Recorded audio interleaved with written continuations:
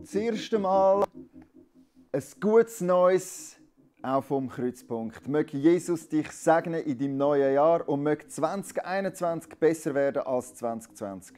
Wobei, das ist ja nicht ganz so schwierig, gell? Von dem her sind wir sehr optimistisch. Wir starten unseren Gottesdienst auch dieses Jahr, eigentlich so wie jedes Jahr, nämlich mit dem Losvers für 2021. Ich möchte vorlesen aus dem Lukas 6, Vers 36. Seid so barmherzig wie euer Vater im Himmel. Genialer Vers. Sind so barmherzig wie euer Vater im Himmel barmherzig ist mit uns. Die Frage, die sich jetzt natürlich stellt, ist, okay, Barmherzigkeit. Was ist denn ganz genau so Barmherzigkeit? Was bedeutet Barmherzigkeit? Wir haben eine kurze Umfrage gemacht. Ein paar Leute werden euch gleich sagen, erzählen, was sie verstehen unter Barmherzigkeit. Ich lese euch kurz die Duden-Definition von Barmherzigkeit vor. Barmherzigkeit bedeutet mitfühlend, mildtätig gegenüber Notleidenden, Verständnis für die Not anderer zeigend. Wie gut, dass wir einen barmherzigen Gott haben, einen Gott, der mit uns mitfühlt. Barmherzigkeit, das war unser Hochzeitsvers. Selig sind die Barmherzigen, denn sie werden Barmherzigkeit empfangen. Und ich denke, das muss irgendwie etwas mit mir zusammenhängen, ein Thema sein, das uns durch das ganze Leben oder durch unsere Ehe begleiten, dass wir barmherzig sind mit den Fehlern des anderen, mit den Schwächen des anderen, mit den Fehlern von mir, mit den Schwächen von mir. Weil Gott barmherzig war, sollen wir barmherzig sein. Und so werden wir glücklich sein. Und das ist das, was ich erlebe. Für mich ist Barmherzigkeit eine Zusammensetzung aus diesen zwei Wörtern, ja, Arm und Herz. Und für mich sagt das viel aus über Barmherzigkeit. Eben ein Herz für Arme haben, ein Herz für Aussenständige, Randständige haben. Und ja, es muss nicht unbedingt finanziell arme Leute sein, sondern einfach vielleicht seelisch arm, emotional arme Leute, die ein Problem haben, wie wir alle. Und ich glaube, das ist wirklich so da, wo Barmherzigkeit ein bisschen ausdrückt, dass man das Herz für die Leute, die eben in irgendeiner Art arm sind. Genau, und da möchte ich mich eigentlich inhaltlich auch anschliessen. Wenn ich an Barmherzigkeit denke, sehe ich vor mir Jesus, wo man in der Bibel lesen kann, hat sich eigentlich immer um die Randständigen gekümmert, hat sich deren angenommen und hat nicht auf Äußerlichkeiten geschaut wie andere Menschen. Er hat aufs Herz geschaut. In diesem Sinn möge das Jahr 2021 ein richtig barmherziges Jahr dürfen werden für dich und für mich.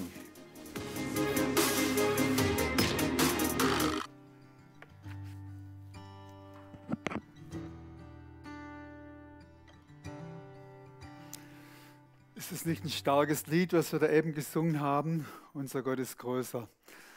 Und das ist mein Wunsch für uns alle, im neuen Jahr, dass diese Wahrheit mit uns klingt. Sibylle und ich, wir wünschen euch auch ein gesegnetes neues Jahr. Und heute Morgen hat Michael kurz von Vorsätzen gesprochen, habe ich gemerkt, ich bin eigentlich zu alt für gute Vorsätze. Ich habe keine guten Vorsätze für 2021, aber ich habe Ziele. Ich bin nicht zu alt für Ziele. Ne? Und ich denke, es ist gut, dass wir Ziele haben. Und ich habe so überlegt heute Morgen, als ich so nochmal für uns und für den Gottesdienst gebetet habe, eines der Ziele, was ich mir vorstelle für uns als Gemeinde für 2021, stellt euch vor, wir wären alle noch mehr begeistert von Jesus am Ende des Jahres. Wie wäre das? Dann würde unser Licht heller leuchten hier. Stellt euch vor, ein anderer Wunsch von uns, wir würden sagen können am Ende dieses Jahres, Gott hat uns überrascht mit seiner Liebe, Güte, Größe, Nähe, Kraft. Gott ist ein Gott der Überraschungen. Er war nicht überrascht von Pandemie, Gott hat seine Agenda. Und ein anderer Wunsch, Ziel, Wie wäre es, wenn in diesem Jahr jeder von uns am Jahresende sagen könnte, ich habe meine Gaben noch mehr entdeckt und ich habe sie aufgeschrieben und freue mich darüber.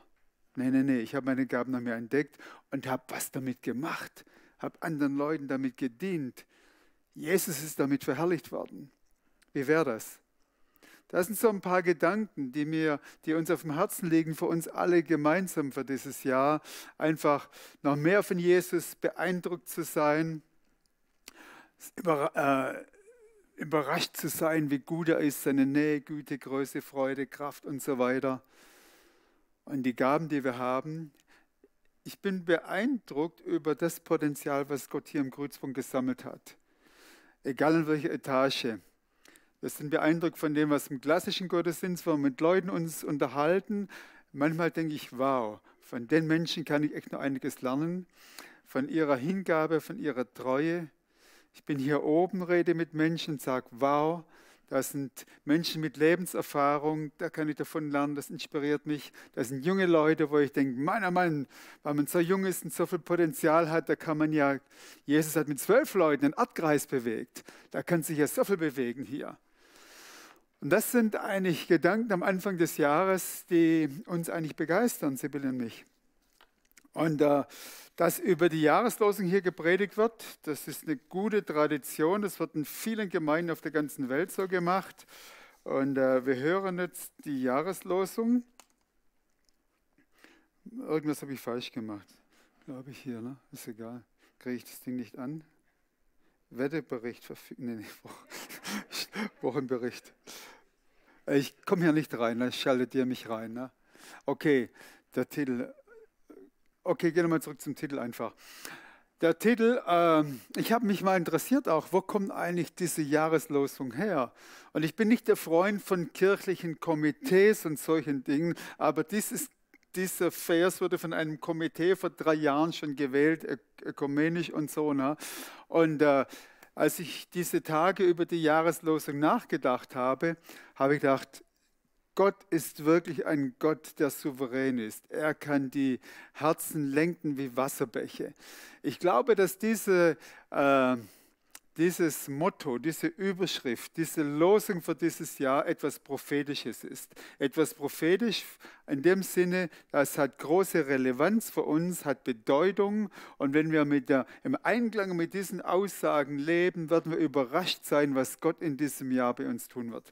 Also die Jahreslosung heißt, seid barmherzig, wie auch euer Vater barmherzig ist. Steht Lukas 6, 36.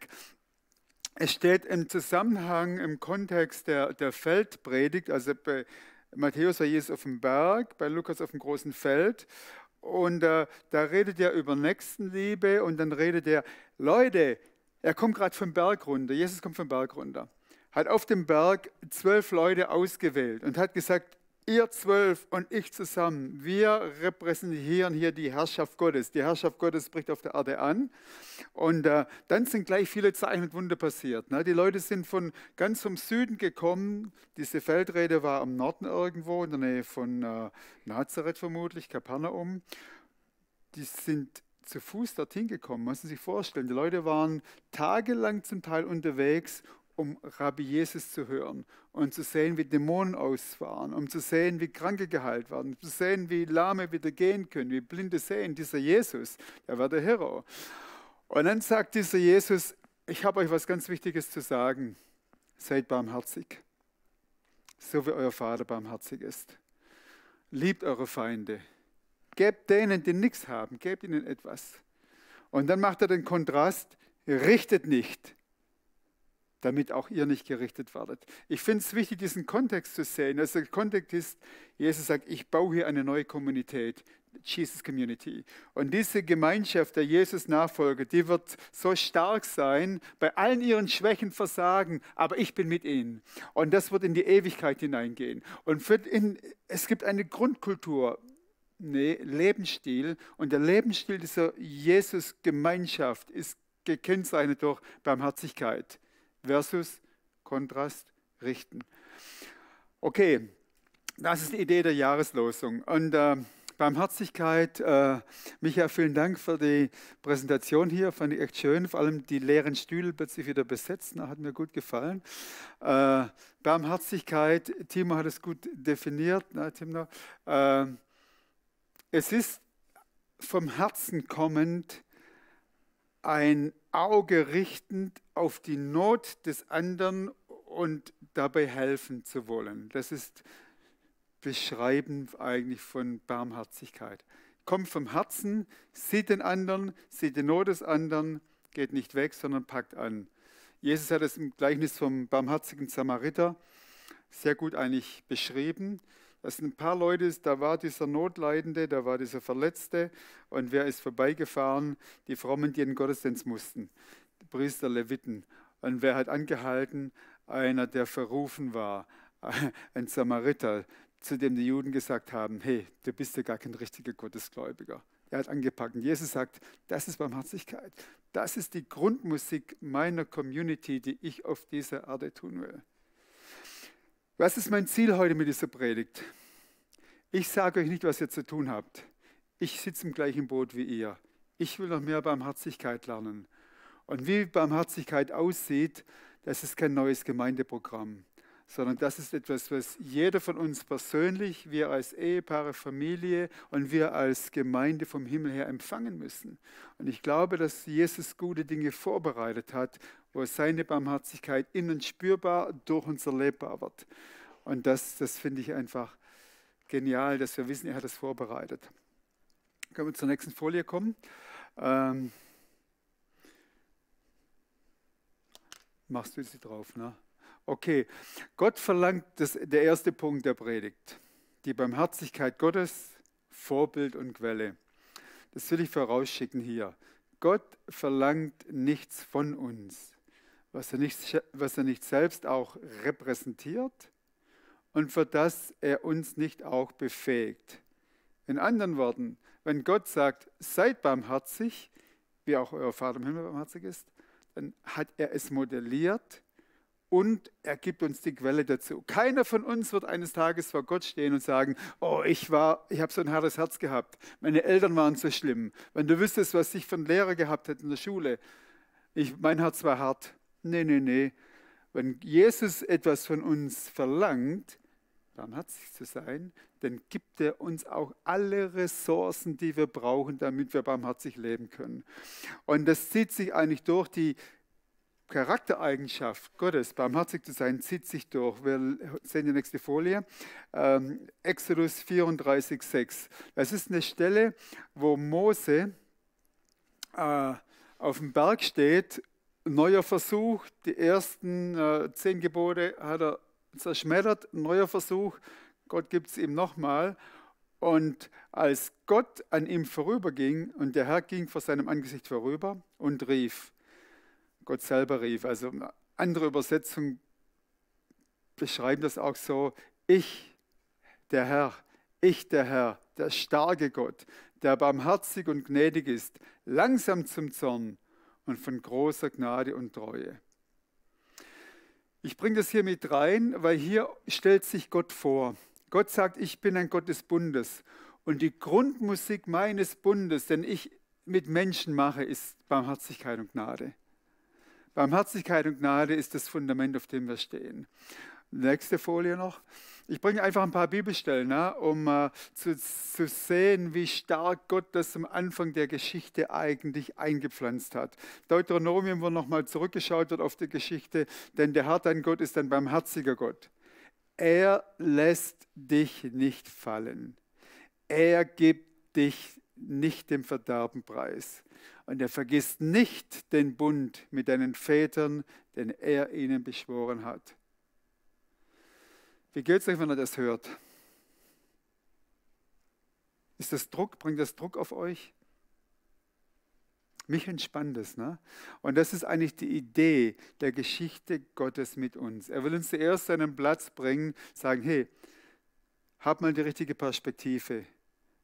Schau mal, wer ist Gott, der Anfänger aller Dinge, wer ist Geschöpf.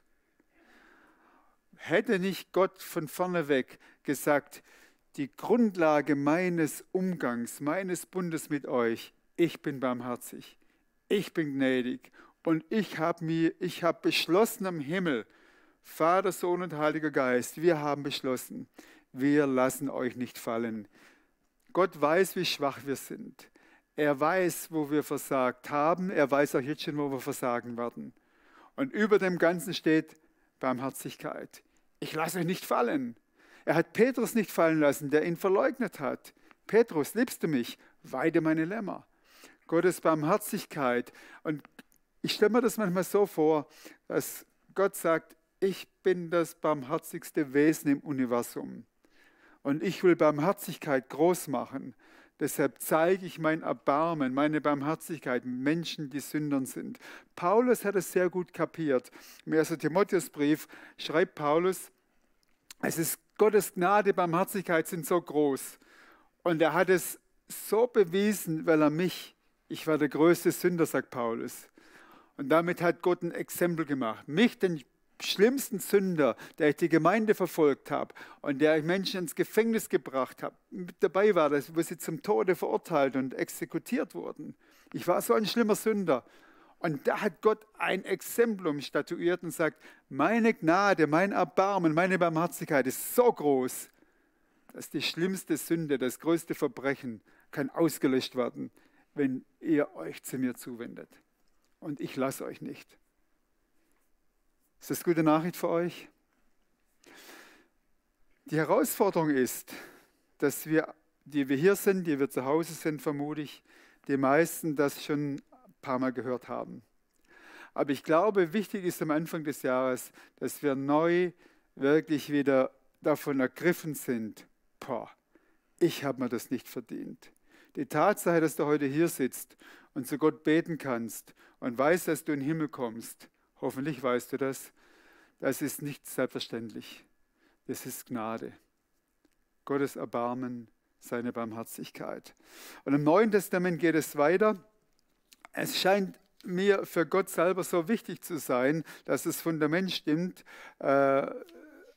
Epheser 2, Vers 4. Doch Gottes Erbarmen ist unbegreiflich groß. Wir waren aufgrund unserer Verfehlungen tot. Aber er hat uns so sehr geliebt, dass er uns zusammen mit Christus lebendig gemacht hat. Ich mache eine kleine Pause. Lest ihr diesen Vers nochmal durch.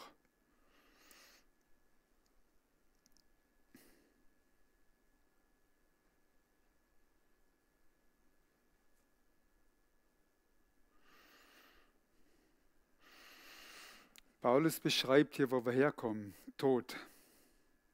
Ich weiß von meinem Leben, als ich 22 war und aufgewacht bin und ich wusste, wenn sich mein Leben nicht radikal ändert, werde ich in ein paar Jahren tot sein, irgendwo im Straßenland, weil ich so gelebt habe.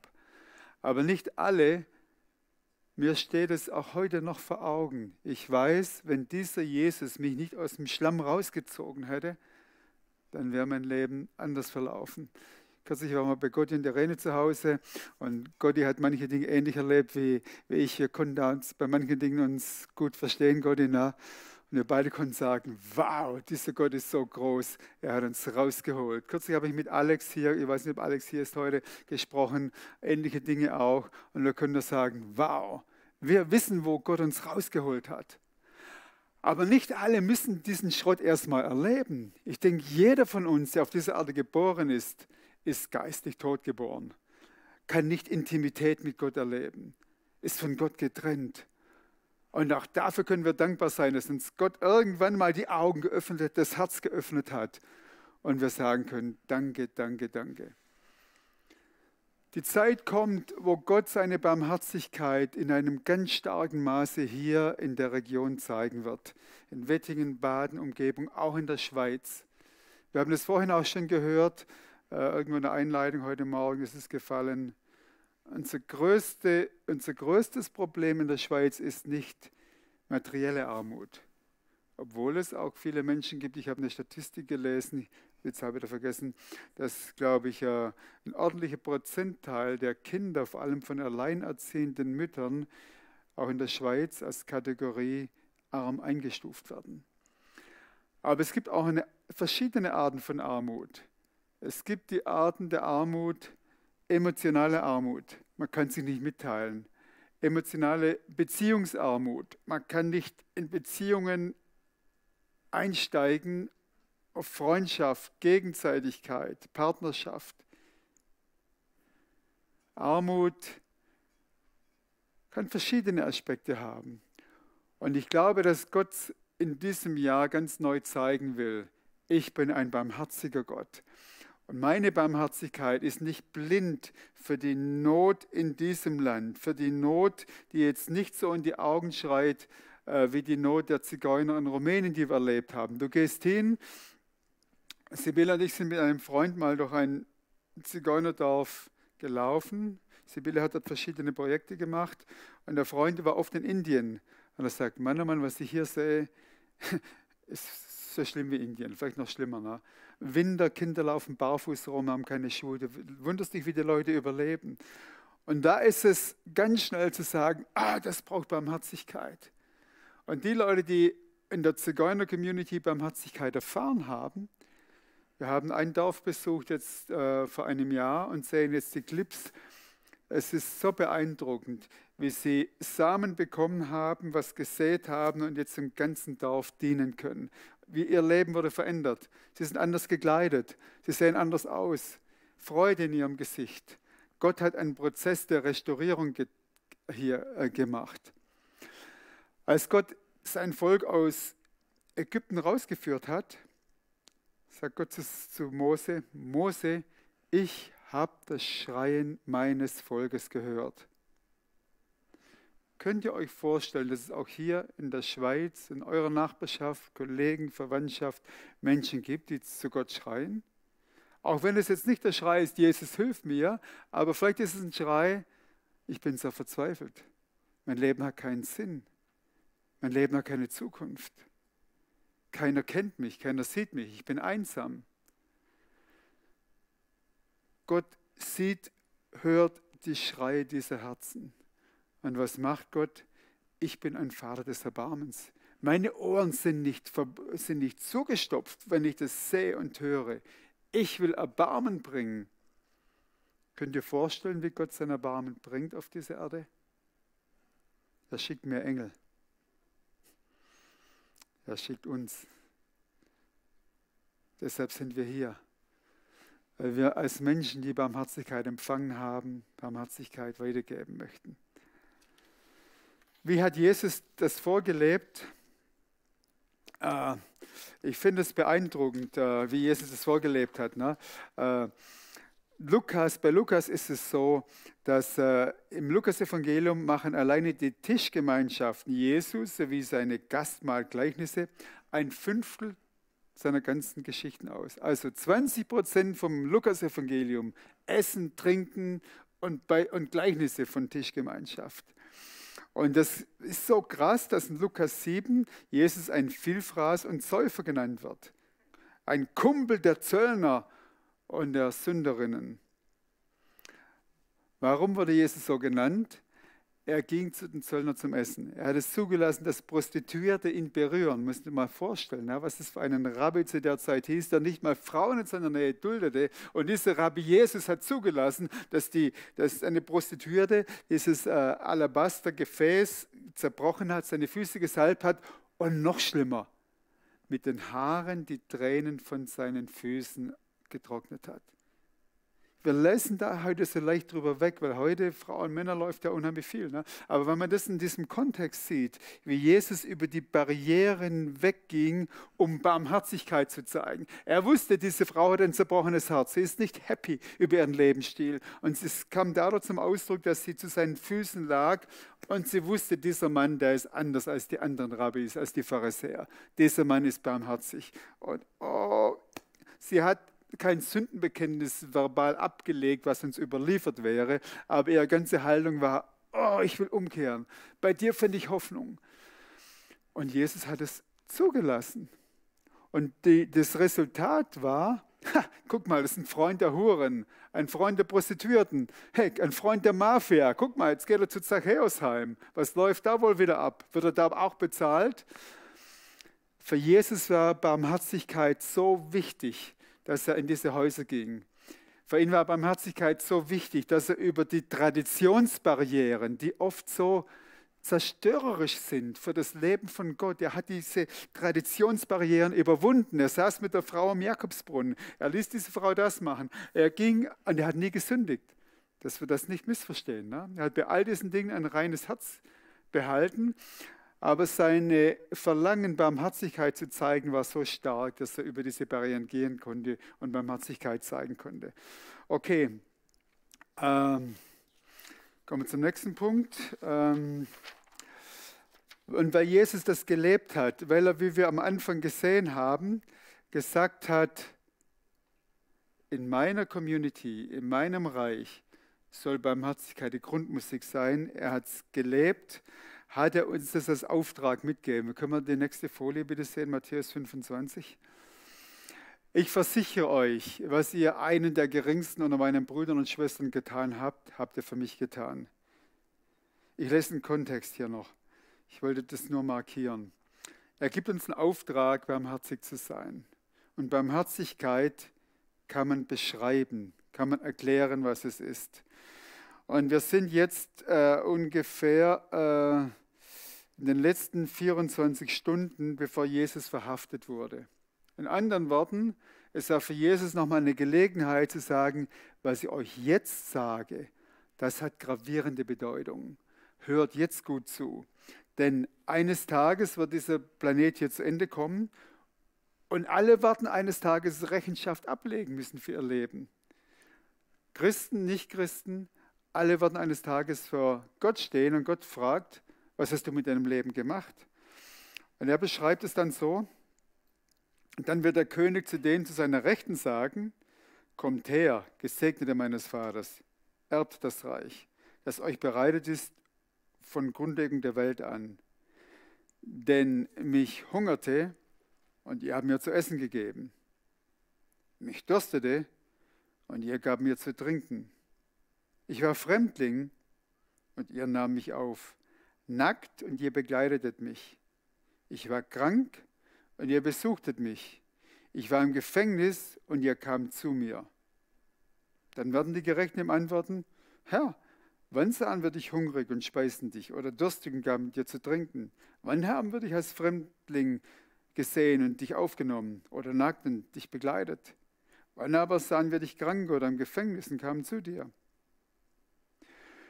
Und der König wird antworten und zu ihnen sagen, wahrlich, und wenn Jesus wahrlich sagt, dann lohnt es sich, die Ohren weit aufzumachen, wahrlich, ich sage euch, was ihr einem dieser meiner geringsten Brüder getan habt, habt ihr mir getan. Was machen wir mit solchen Aussagen? Das sind keine leichten Aussagen, ich habe nicht die Antworten dafür. Aber ich denke, Gott will uns am Anfang dieses Jahres mitnehmen und sagen, ich will euch Barmherzigkeit geben für euch selber und dass mein Name Jesus mit Barmherzigkeit verbunden ist, mehr als mit Gericht, mehr als mit Bequemlichkeit, mehr als mit anderen Dingen. Ich glaube, Jesus hat eine Leidenschaft dafür, er und der Vater, dass er sagt, mein Name soll verbunden sein mit Barmherzigkeit. Wenn Menschen über Jesus reden, sagen sie, ja, wir haben seine Barmherzigkeit erfahren.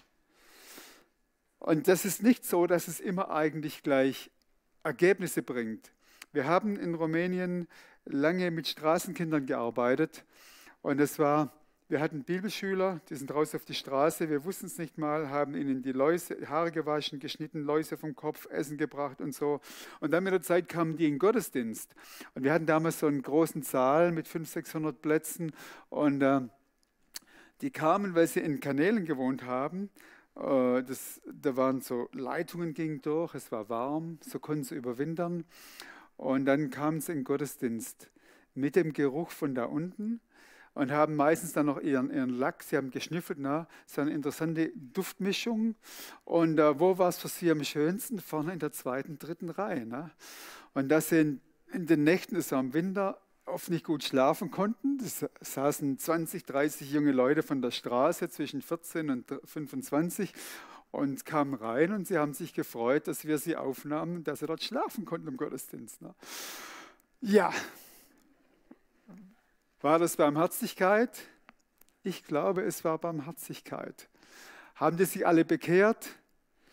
Nicht, dass ich wüsste. Vielleicht der eine oder der andere. Aber sie haben vieles gehört, sie haben gespürt, sie haben erlebt. Und manche von ihnen, Phase 2, konnten wir Häuser besorgen, Arbeitsplätze. Da ist schon was passiert. Ne? Aber ich glaube, was ich sagen will, Jesus wird uns eines Tages fragen, ja, hast du Leute in deiner Nachbarschaft gekannt, die in Not waren? Ja, ja. Was hast du mit ihnen gemacht? Auf das Sozialamt geschickt. Okay, das hat seinen Platz, aber ich glaube, dass Jesus sagt, mein Herz der Barmherzigkeit soll in dieser Stadt, auch in der wohlhabenden Schweiz, gespürt werden. Und wie das gespürt werden soll, da machen wir kein Gemeindeprogramm. Ne? Ich habe gehört, nur über eine E-Mail, ein paar der Gemeindeleiter, der Ältesten waren unterwegs über die Weihnachtszeit. Und ich finde es so toll, ne, was ihr da gemacht habt. Sie haben einfach Barmherzigkeit weitergegeben. Ich kann nicht mehr erzählen, weil ich es noch nicht gehört habe. Vielleicht könnt ihr es selber mal erzählen. Aber ich fand es so mutig. Das zeigt mir, dass Gott was in unserem Herzen tut. Dass es für Gott in dieser Zeit so wichtig ist, dass der Name Jesus mit Barmherzigkeit verbunden wird. Ich lese jetzt zum Schluss noch was aus der Kirchengeschichte vor, weil ich das so krass finde. Das Christentum hat sich im Römischen Reich schnell verbreitet. Vor Konstantin. Ne? Wir wissen der konstantinische Wende, 330, ne? Alle mussten Christen sein. Nee, vorher. Da gibt's ich habe jetzt von Soziologen ein paar Sachen mir da angeguckt. Und einer der Soziologen schreibt, die Jesusbewegung, so nennt er das, war darauf bedacht, die prekäre Situation von Witwen und Waisen zu lindern. Pflegte Gastfreundschaft, zunächst gegenüber anderen Christusgläubigen, später zunehmend gegenüber Fremden. Die Jesusgemeinschaft praktizierte Krankbesuche, Fürsorge, Heilungen, besuchte Gefangene, kümmerte sich um Bestattungen, bot seelsorgerliche und spirituelle Ressourcen in der Bewältigung von Krisenerfahrungen, propagierte alternative moralische Werte in der Sexualethik und forderte Geschwisterliebe wie Feindesliebe. Kann man sagen, ja, das ist ja vor 2000 Jahren, das war ja halt damals der Stil. Oder wir können sagen, kann es sein, dass die diese Matthäus 25 Stelle sehr ernst genommen haben? Die Gesellschaft damals, wir reden heute von schlimmen Zuständen. Die Gesellschaft damals war so, dass ein Vater entscheiden konnte, wenn seine Frau geboren hat und es war ein Mädchen, er wollte das nicht, konnte er beschließen, bringt das Kind um. Ne? Kinder konnten umgebracht werden, ausgesetzt werden, das war so die Kultur des Römischen Reiches. Und in diese Kultur hinein, wir denken heute, es ist schlimm, Pandemie ist schlimm. Leute, lasst uns mal realistisch die Geschichte anschauen. Ne? In einer Gesellschaft, in der fast die Hälfte der nicht volljährigen Jugendlichen ihren Vater verloren hat und der Anteil der Witwen an der weiblichen Gesamtbevölkerung mindestens ein Viertel betrug, in der etwa 1/3 der Säuglinge im ersten Lebensjahr starben, nur die Hälfte der Kinder das 10. Lebensjahr erreichten, in der von 1000 Frauen 20 durch Schwangerschaft oder Geburt starben, Pandemie, und gerade junge Männer und Frauen durch Infektionskrankheiten wie Tuberkulose, Malaria, Pest dahingerafft wurden, ist ein solcher Gemeinschaftssinn attraktiv. Den Grund für das Wachstum der Jesus-Community sieht dieser Soziologe zum einen in dem großen Zeugnis der gelebten Barmherzigkeit, in den Krisen des Landes und in der gegenseitigen Unterstützung der Christen unter sich, sodass sie die niedrigsten Todesrate von allen sozialen Gruppen hatten. Bringt mich zum Nachdenken, ehrlich gesagt. Ich weiß nicht, wie es euch geht dabei. Ich glaube nicht, dass diese Phase, in der wir gerade sind, für Gott eine ganz schwierige Phase ist. Ganz nüchtern. Es ist keine leichte Phase, aber wenn wir gucken, welche Phasen es sonst gab in der Weltgeschichte, gab es große Herausforderungen. Und Gott hat Antworten gehabt. Ich glaube nicht, dass wir die Antworten der damaligen Zeit jetzt kopieren sollten, aber ich denke, es ist Zeit zu fragen, Gott, was ist deine Antwort für diesen Globus? So sehr liebte Gott diese Welt, dass er seinen Sohn runtergeschickt hat. Und sein Sohn hat uns Leben gegeben, dass durch uns Leben, Erbarmen, Barmherzigkeit weiterfließt. Können wir die nächste Folie bitte sehen? Damit schließe ich ab. Ne? Barmherzigkeit erlernen. Barmherzigkeit ist ein Lebensstil, eine Charaktereigenschaft. Und zuallererst, ich habe hier 3 Dinge, ne? Zum Thron der Gnade kommen. Wir müssen nicht barmherzig sein in erster Linie, sondern lasst uns voll Zuversicht hinzutreten zum Thron der Gnade, damit wir Erbarmen und Gnade finden und so Hilfe erlangen zur rechten Zeit. Ich glaube, wenn wir uns vornehmen als Ziel, als Kreuzpunkt wollen wir nächstes Jahr mehr Barmherzigkeit erleben, dann ist das der erste Schritt, dass wir mehr Zeit am Thron der Gnade verbringen. Beim Thron der Gnade hören wir nicht Gottes Vorwürfe, du hast das nicht gemacht, du kannst das nicht gut, bist nicht fromm genug. Quatsch. Wenn wir zum Thron der Gnade kommen, wird uns unser Vater sagen, so sehr liebe ich dich, dass sich Jesus für dich geopfert hat. So wichtig bist du für mich, dass ich deinen Namen aufgeschrieben habe ins Buch des Lebens. Ich freue mich so, dass du dir jetzt Zeit nimmst für mich. Leute, lasst uns in diesem Jahr zum Thron der Gnade kommen und mehr Zeit dort verbringen. Und dann das Zweite war Gebet. Die Folie bitte nochmal. Ne? Weil ich denke, wir machen kein Kirchenprogramm, aber bete mal, dass Gott dir eine Person oder eine Familie zeigt, denen er in diesem Jahr Barmherzigkeit zeigen will. Es ist nicht viel, aber fang mal an mit einer. Ne? Fang an und sag, Gott, welche Familie aus meinem Umfeld, welcher Person willst du Barmherzigkeit zeigen? Und ich bin mir ziemlich sicher, dass Gott nicht schweigen wird. Und dann das Dritte, wenn Gottes Zeitpunkt da ist, fang an zu handeln. Also unsere Botschaft ist nicht, renn einfach los und tu was, sondern unsere Botschaft ist, sei gefüllt und lass dich von Gott führen und handle. Ich sage nicht, dass es leicht ist, es ist einfach, ihr seht den Unterschied, ne? Das ist nicht kompliziert, weil wir können nicht vor Jesus stehen und sagen, das war mir zu kompliziert, habe es nicht kapiert. Nee, Jesus sagt, ich mache das einfach. Es ist nicht leicht, es erfordert ein Umdenken, es erfordert ein Herzöffnen. Ich bin dankbar, dass wir hier wenn ich jetzt Leute vergesse, vergib mir bitte, ne? Aber ich weiß von Gotti, die Kategorie von Leuten, die er sich kümmert, Obdachlose und solche Leute. Ich weiß von Harald, sein Klientel ein bisschen, ich will mal mitgehen und gucken. Und ich denke, es gibt einige von euch, die im sozialen Bereich arbeiten, im medizinischen Bereich. Das ist auch, wo Gottes Erbarmen ganz stark sichtbar wird. Vor allem jetzt in dieser Phase, Pflegepersonal im klinischen Bereich. Das heißt, viele von uns sind schon unterwegs. Leute, super. Ihr seid im Namen von Jesus unterwegs, um Erbarmen zu zeigen. Sei es im Beruf, sei es ehrenamtlich. Und das ist so etwas Wunderbares, Wertvolles. Und damit will ich abschließen. Zum Abschluss, glaube ich, lass uns jetzt 1 Minute Zeit nehmen, wo wir in unserem Herzen wirklich Gott danken, dass es sich uns erbarmt hat. Und dann einfach nicht mehr als sagen, danke Gott, und dann, ich will mich dir zur Verfügung stellen, dass die Barmherzigkeit, die ich erfahren habe, weiterfließen kann. Nicht mehr, aber das möchte ich als Abschluss vom Gottesdienst so. 1 Minute, wo wir alle still sind, wo wir Gott danken. Und wer das möchte, das ist eine freiwillige Sache, sage Gott, ich stehe dir zur Verfügung, dass die Barmherzigkeit, die ich empfangen habe, weiterfließt.